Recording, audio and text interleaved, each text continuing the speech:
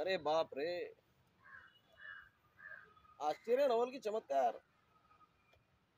नाही, तसे आम्ही पत्रकार आहोत, समाजाचा आरसा विरसा काय म्हणतात ना ते.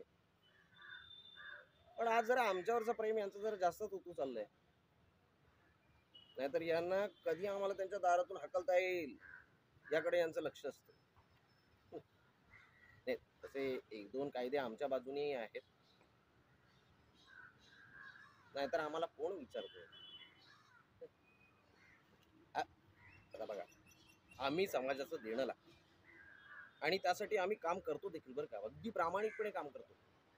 आता मान्य आहे, आमच्यात देखील अशी काही मंडळी आहेत जे स्वतःचा स्वार्थ बघतात, पण काही अशी लोक आहेत ज्या जीवाच्या आकांताने लोकांच्या प्रश्नांना वाचा फोडण्यासाठी तगमगत असतात. आता लोकांचे किती प्रश्न आहेत, म्हणजे तुमचे लग्न आहे, सण आहे, रस्ते, नदी, नाले, पुन्हा लोकांचे प्रश्न, शहर, गाव, जिल्हा, पुन्हा तालुका, राज्यस्तरीय, आंतरराष्ट्रीय स्तरावरती आम्ही आम्ही कामगार मंडळी आपलं आम्ही पत्रकार मंडळी हे काम करत असतो, नाही का. पण काय करणार, एवढं सगळं करत असताना देखील आमची तगमग होते.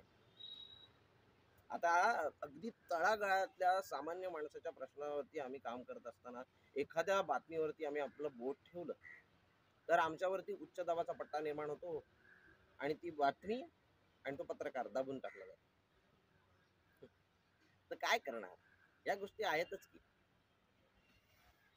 पण हे बघा, माझी तुम्हाला एक विनंती आहे की तुम्ही आमच्याकडे ना केवळ आमच्या कामापुरतं बघू नका, म्हणजे पत्रकार म्हणून बघू नका, तर एक सामान्य माणूस म्हणून तरी बघा. सामान्य नको, एक साधा माणूस म्हणून तरी बघा.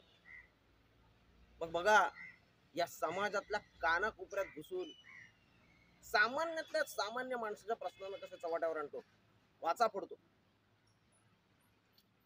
मी बोलत काय बसलोय, मला पण बातमी कव्हर करायला जायचंय.